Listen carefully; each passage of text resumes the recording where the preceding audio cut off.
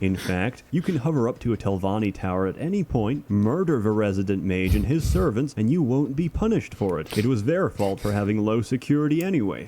Well, of course there's nobody to punish you when you've erased everybody who could have witnessed your deeds.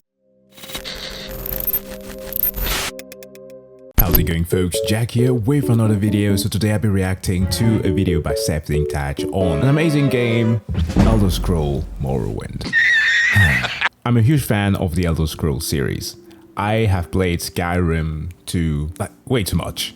But if there is one entry in it that I would designate as being effed up, it is definitely Morrowind. It's a sort of like beautiful alien world where you jump into and you kind of feel that it's cool, but like 2 hours in later you get that feeling of je ne sais quoi type of world of get me the hell out of here when you start understanding what the implications of some of the lore is about. As an example, there is a genderless Daedra queen of, well, it's Daedra Prince, so anyways, that's the designation that they get, who gets so mad for the injustice or the wrong that's been posed on her that she decides to, well, punish her subject by doing the most imaginable thing ever.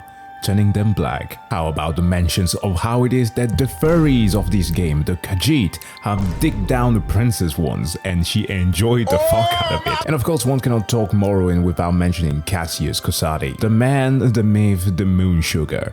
He's weird. I suppose that he may have inspired some people to go to the gym. Some younglings like in the early 2000s to hit the gym because he was just standing there shirtless in his house all the time, smoking that sweet moon sugar. But anyways guys, sorry about the intro. This is a game that is special.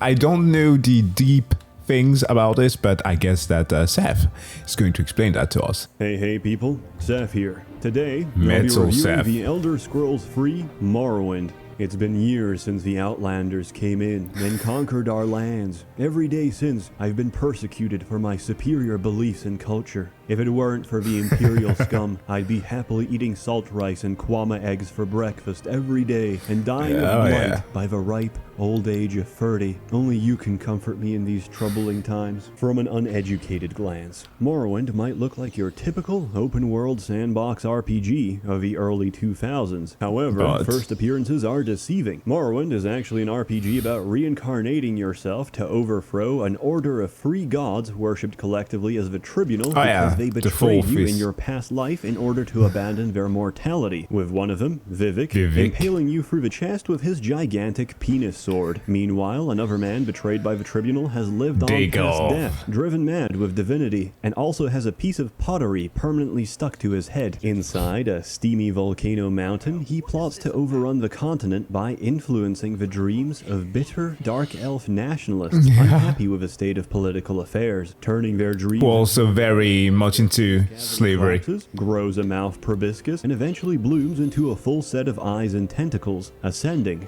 as a hunchbacked cephalopod hellbent on genociding all other races off the face of Morrowind. I was very surprised when this happened. Like, I knew a little bit of Lovecraftian stuff, and also like I got to play this way later after the release, of course. But learning about the process of how it is that most, especially the Dark Elves, was turned into Lovecraftian beast.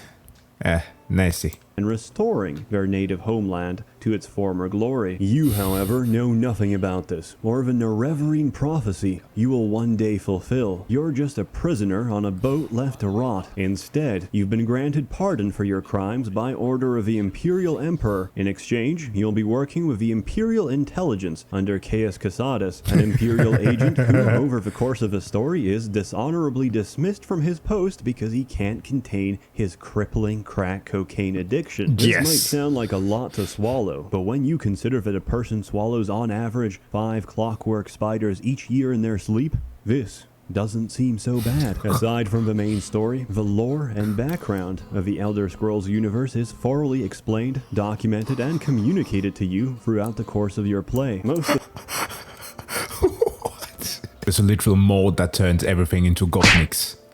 That's Nice. The lore for Morrowind was written in a single week, while the main author went on a sleepless amphetamine binge, surprising absolutely nobody. And that's where it shines best. Morrowind is the most authentic alien setting ever put in games, and second only maybe to Planescape Torment. When everything is so bizarre, nothing is bizarre. Everything put in front of you is so genuine and sincere, you never question it. So maybe the best showcase of a game and the best way to communicate And why all it's the so monsters amazing are is so just ugly. telling about all the crazy shit I encountered. Like, let's start with the main diet of Dark Elves. Eggs. Kwama really eggs. fucking big eggs, which are laid by gigantic Kwama queens under the earth. Sometimes people steal eggs from the mine. They're killed on the spot without trial, since food is precious in this region. If a Kwama queen dies, the hive fails, and the local villages depending on them undergo a famine. There's technologically advanced dwarven ruins everywhere, complete with clockwork spiders, mechas, and Jewish ghosts,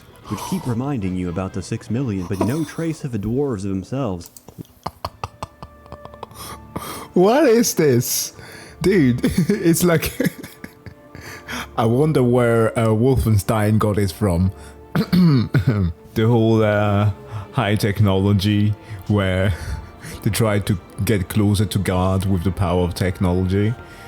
Why? Because they built God. And since building God is a pretty big endeavor, it's anybody's guess where they went. Either to a completely different realm or instantly vanished from existence. There's a temple in the game with an imprisoned Daedra bound to a religious relic. He's completely chill, calm, domesticated. Unless you provoke him, of course. If you keep taunting him, he finally snaps and says, "After I kill you, I will rape your corpse. Don't worry.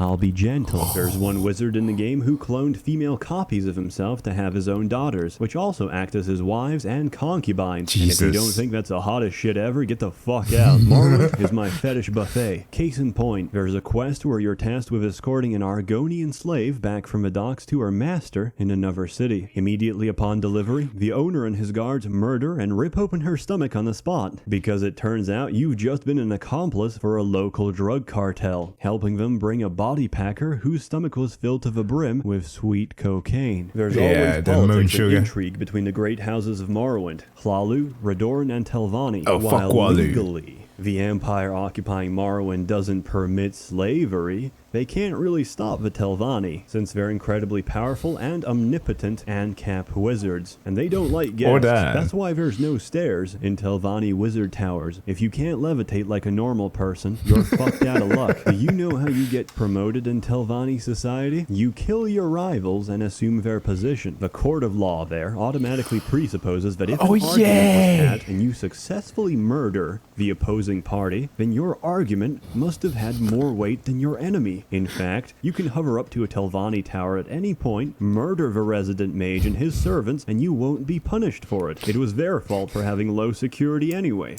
Well, of course there's nobody to punish you when you've erased everybody who could have witnessed your deeds. Besides, one of the servants sprayed blood all over my chest, clearly violating my NAP. With enough time, sweat, and cum invested into a faction, you can climb through the ranks up to the point where you can build and own your own fortress. Of course, the Telvanni just grow their fucking forts out of the ground. Bitch, But run. first, you will need the approval of bureaucrats determined to kill you off or make your life living hell before they grant their sponsorship. Except one, Crassius Curio, counselor of House Hlalu.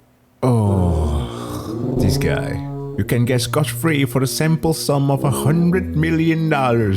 Or you can give me a kissy. This was so wrong. Gives his endorsement for nothing more than a kiss on the cheek.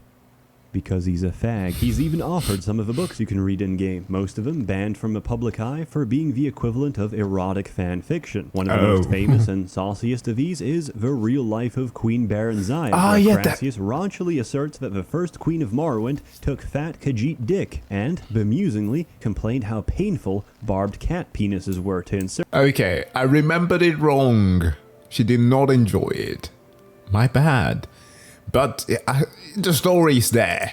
There's even an in-game explanation for why your character, the Nerevarine, can save and load the game, since we the player can influence the metaphysical force known as Chim in the Elder Scrolls universe, whereby we can live through different timelines and outcomes in parallel. It's for this reason that Vivek, who has reached understanding of Chim, never agrees to fight the player, since no matter how strong or powerful he is, he knows that you can assault him an infinite amount of times, and eventually succeed. But when you're done perusing the story, how is the actual game? Absolutely fucking broken. It's stable 90% of 50% of the time. It's functional, but the combat system is insane. Forget any notion of fair play or balance. If you can exploit something, you should, because the alternative is getting tapped by a bandit carrying an enchanted twig that paralyzes you for 10 seconds straight per strike. My first experience of combat was quite traumatic. I attacked a tiny scrib creature, thinking it's impossible to lose against something so shitty. Instead, it paralyzed me in place and proceeded to slowly nibble me to death while renewing the paralysis whenever it got close to wearing off. Bravo, Todd. The game mechanics are bullshit. Either you adapt to it and bask in its ridiculous glory and enjoy yourself, or you refuse to learn. Die. How is it that we still, to this day, go about praising Bethesda? Some do. I don't. Like, I can appreciate the game that they do, and I can appreciate what the modding community does for them, because that's essentially what it is. And the same thing with what's it called, Starfield, right? Where people are already speculating how they're going to turn the game into like a Star Wars simulator. But god damn, do they make things that just don't work horribly and write angry complaints about it on a Korean basket weaving forum. For example, potions and their effects in this game stack. So let's say I used alchemy to make 200 potions of intelligence. I could simultaneously chug all 200 potions of intelligence and gain infinite knowledge for a few seconds, during which time I'd quickly tab back into my inventory and use alchemy, which scales off intelligence, to craft several thousand restore fatigue potions using bread and rice in a single nanosecond. Infinite stamina. So amazingly powerful and potent that their individual market price would be enough to completely buy out the entire store catalog of most merchants.